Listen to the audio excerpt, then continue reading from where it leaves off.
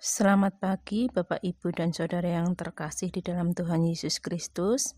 Bertemu kembali dengan Renungan Harian GKJ Purwantoro, Selasa Pon 21 Februari 2023. Bersama saya Ika Aprilianti dari Pepantan Bulukerto. Renungan Harian terambil dari Matius 9 ayat 9 sampai 13. Demikian firman Tuhan. Matius pemungut cukai mengikut Yesus. Setelah Yesus pergi dari situ, ia melihat seorang yang bernama Matius duduk di rumah cukai. Lalu ia berkata kepadanya, "Ikutlah aku." Maka berdirilah Matius lalu mengikut dia. Kemudian ketika Yesus makan di rumah Matius, datanglah banyak pemungut cukai dan orang berdosa dan makan bersama-sama dengan dia dan murid-muridnya. Pada waktu orang Farisi melihat hal itu, berkatalah mereka kepada murid-murid Yesus, "Mengapa gurumu makan bersama-sama dengan pemungut cukai dan orang berdosa?" Yesus mendengarnya dan berkata, "Bukan orang sehat yang memerlukan tabib, tetapi orang sakit.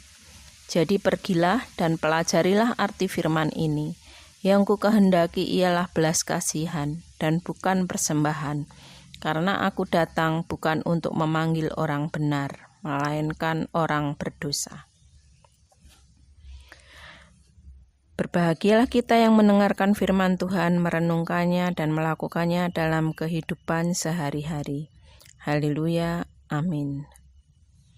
Renungan pagi ini berjudul Revolusi Yesus. Saudara yang terkasih di dalam Tuhan Yesus, suatu tindakan yang baru akan menimbulkan pertanyaan, mengapa? Demikian pula dengan tindakan Yesus yang makan bersama dengan pemungut cukai. Orang Farisi bertanya-tanya, mengapa hal itu bisa dilakukan oleh Yesus? Menurut pandangan orang Farisi dan ahli kitab, pemungut cukai itu orang berdosa. Karena itu, bangsa Yahudi dilarang bergaul dengan mereka, apalagi makan bersama dengan mereka.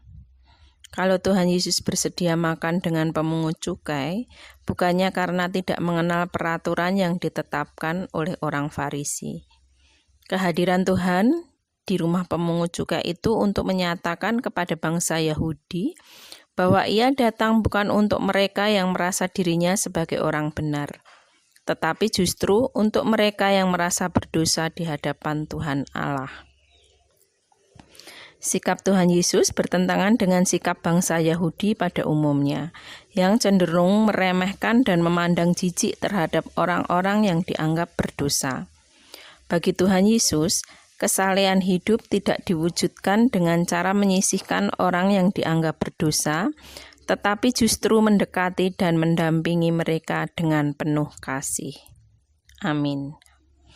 Paduan untuk perenungan pribadi. Bagaimana dengan sikap kita selama ini terhadap sesama yang disisihkan oleh masyarakat karena dianggap berdosa? Mari kita berdoa. Tuhan Yesus, terima kasih untuk kasih dan setiamu. Ampunilah jika kami masih sering meremehkan sesama kami. Di dalam nama Tuhan Yesus kami berdoa. Amin.